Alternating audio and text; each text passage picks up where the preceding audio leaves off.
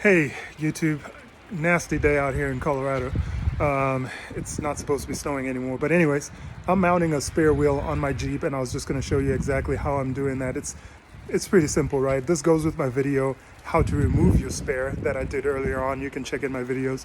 But anyways, I just got these black Rhinos. They're 35 inch 17 inch rim on 35 inch tire, and I'm going to be mounting it right here. So what I've done is that I've raised this brake light holder about 1.5 inches, and that's about as much as it takes to clear a 35 inch tire. So if you're trying to do that and trying to figure that out, you unscrew this position right here, and then you unscrew that, and then you just lift it up, and then you just put the screws back in there, and that's what I did to secure those, and that's a T25.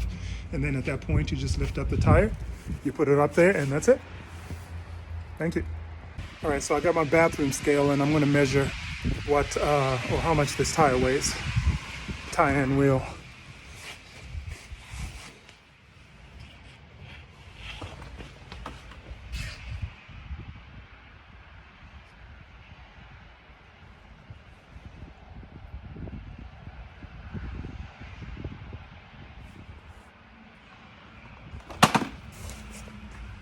All right.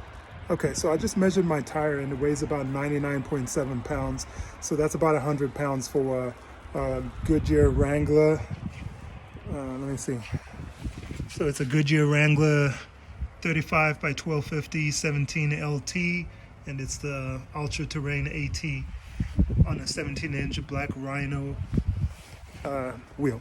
So 100 pounds almost.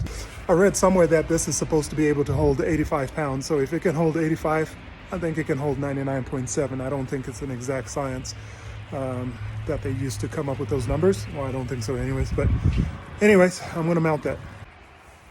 All right, so I've got the tire mounted, and I'm just gonna show you what it looks like here.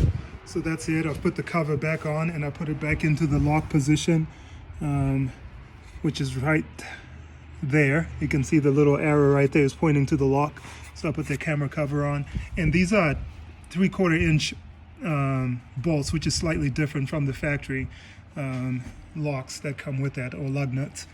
Let's see, so that's that. And the tolerances, if you're looking at this, maybe you're looking at doing 37s.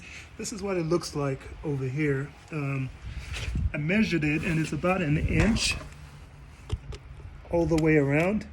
So depending on the tire, of course, but with this Goodyear, it's about 1 inch all the way around in all the tight corners anyway. So that's another inch right there, and another inch on that side about. So that's what you've got to work with if you're trying to put a 37 on there. I'm not sure if it'll fit or not, but that's what that'll look like.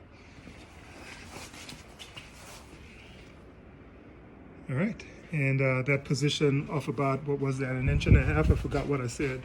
You can see the brake light perfectly at that position. You could probably even come down a little bit lower if you wanted to, which maybe I will lower it just a touch, so it's right above the wheel. But then, you know what, I think it's perfect right there, because people who are further away can see it better if it's right there. So but that's about it, guys.